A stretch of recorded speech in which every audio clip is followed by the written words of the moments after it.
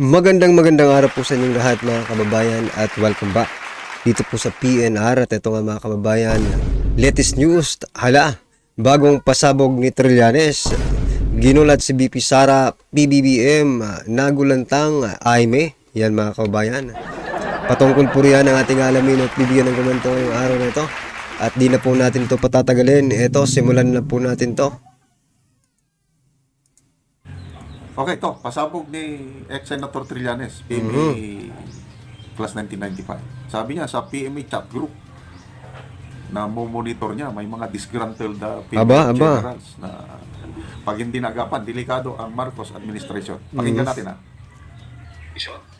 For sure meron yan. Pagka nagkaroon lang ng isang socio-economic or political crisis, itong pwersa nila Duterte, having survived the impeachment, assuming ano sila, they would just be waiting in the wings to take over when they need to. Yun. And ito, yung chatter sa PMA chat groups, masyadong significant. Hindi na ito static. Kaya makikita mo na kung meron sila ngayon, lalo ng palakas ng palakas yan. Remember, iisipin nila pag nakapwesto si Sara, ano yung pwestong ibibigay sa kanila. So merong ganong personal interest na papasok yan. Yung progressive military career na sinasabi natin sa PMA. It could be too tempting for... So yan mga kababayan, sa kabila po yan ng mga paglalambing, di ba? Paglalambing nitong administrasyong ito, paglalambing ni Speaker Martin Romualdez sa EFP, di ba? Eto, ngayon, mismong si Trillanes, mga kababayan, hindi po natin kinakilala si Trillanes, isa pong pro Duterte. Nakilala po natin si Trillanes bilang kalaban ng mga Duterte, pero siya na mismo, no, ang umaamin sa kanyang sarili, na doon pala sa chat ng mga PMAR mga kababayan ay maingay na sapagkat marami na po mga kababayan ang ayaw sa pamumuno ng administrasyong ito. Sabi niya kanina, pag nagkaroon ng socio-economic, wala namang sinabi, sabotage yata, di ba? At saka political problema. Problema talaga nila to ngayon, di ba? Kasi hindi na nila mapipigilan yung armed forces na gumawa ng aksyon sapagkat sila rin naman no? Sila rin naman ang dahilan kung bakit gagawa ng ganitong aksyon ang armed forces.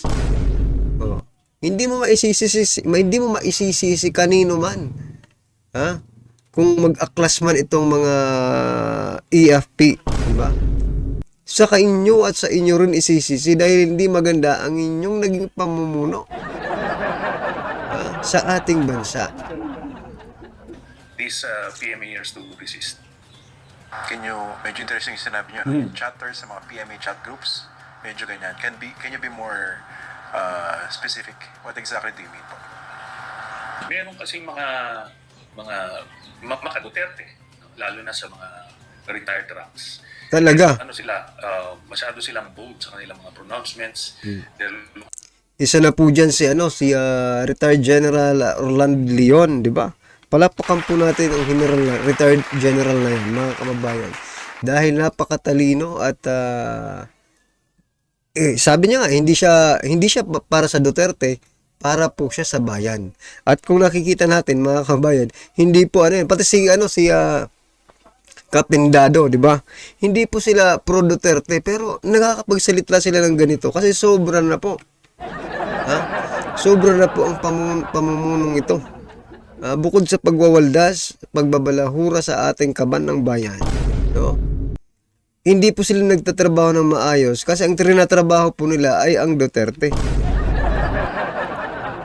For any opening against the administration. And yun nga, several months, a year or two down the road, what if magkaroon ng ganong crisis, papasok ito. And ngayon yung mga active, magbe-break ranks ito. Yun yung nakikita natin. Kasi merong... Okay, so Sa pagkakaintindi ko lang ito ha, yung sinasabi ni ex-Senator Trillanes sa PMA graduate, namomonitor niya sa mga PMA chat groups. Mayroong mga pro-Duterte. At posible, sabi niya,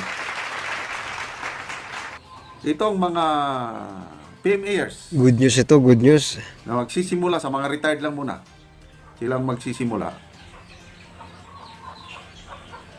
bibigyan ng offer na pag makaupo na si Sara, ikaw ang magiging ganito, ganito, ganito, ganyan.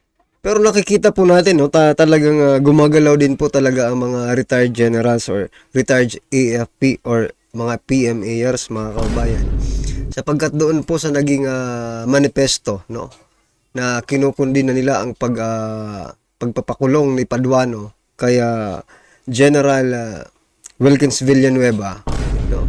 Maraming po ang pumirma. May nakita po akong isang pinapirma no, may mga colonel, retired generals na pumirma doon sapagkat nakikilala po nila, no, si General Wilkins na ito po ay straight, no, tapos ipapakulong lang ng isang Paduano na isang ayon kay Senator Bato na isang muntik nang, no, sumira sa ating bansa.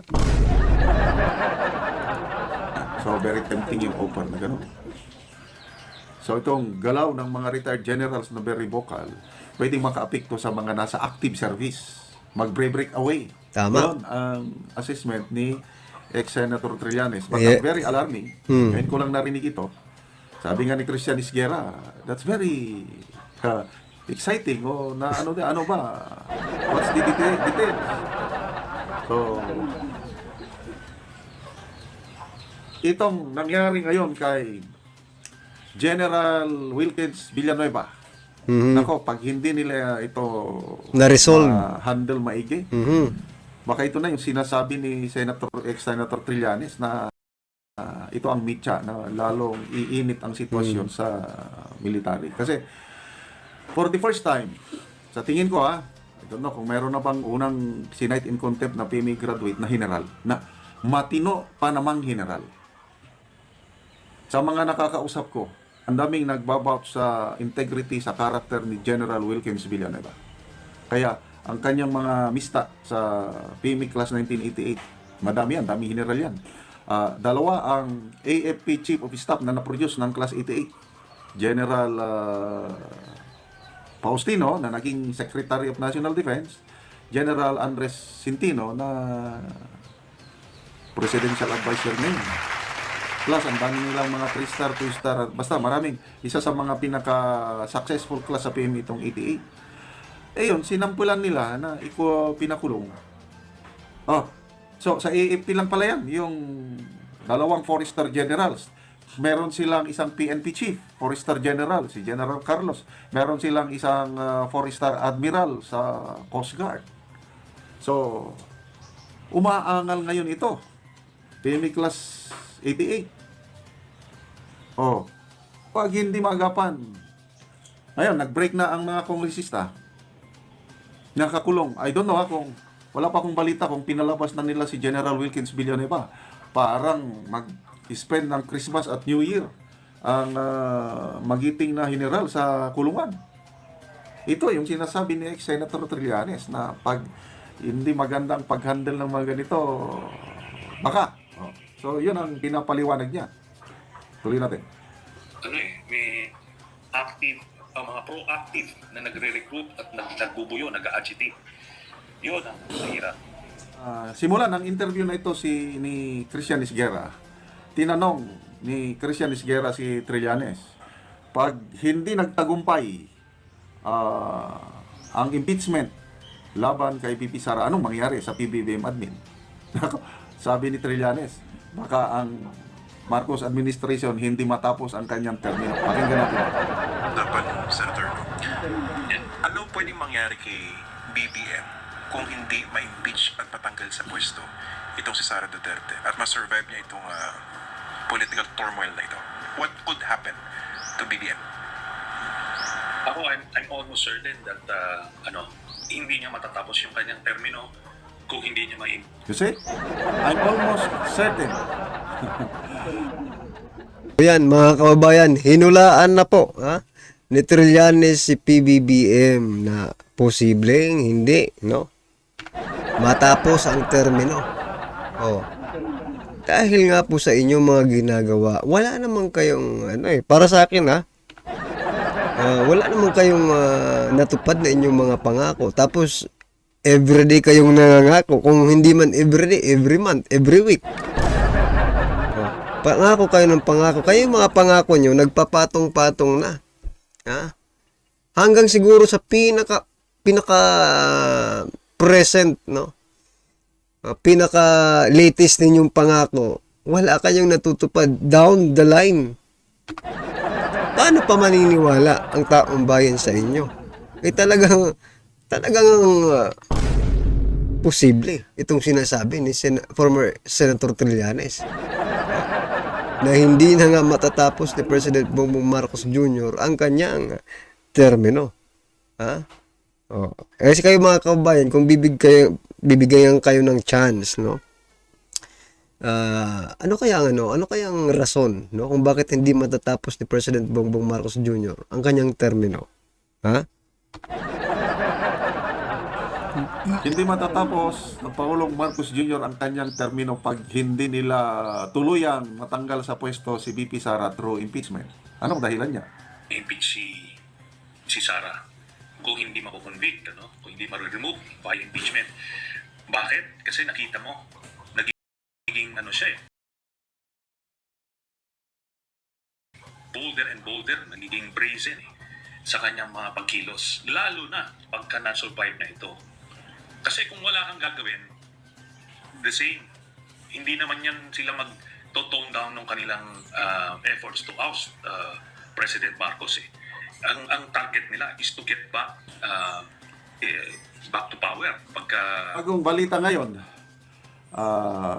si Senator Amy nagpasabog ito, although sabi niya marites lang daw. Ay lang, bantayan natin, may lumalabas daw na balita, usap-usapan lang, na merong nangangalap ng pundong 1 trillion pesos para sa impeachment ni VP Inday Sara. So, ito pala, ang kinoment kanina ni ma'am, no? Doon po sa aking, yung sinasabi kong pampadulas, hindi ko pa mapapronounce yung word na pampadulas, no? Sabi niya po, mayroon daw 1 trillion. O yun, ito pala yung sinasabi niya. 1 trillion for just to sign, no? Yung mga magsasign doon sa impeachment complaint, 1 trillion ang budget. Nako, talagang, ang tanong, saan manggagaling itong 1 trillion na ito?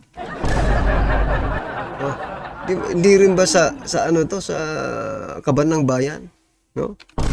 It is very possible, mga kababayan, sapagkat napakalaki po ng mga pondo ngayon, no? Bawasan mo lang yan ng kahit magkano, aabot ka rin sa 1 trillion,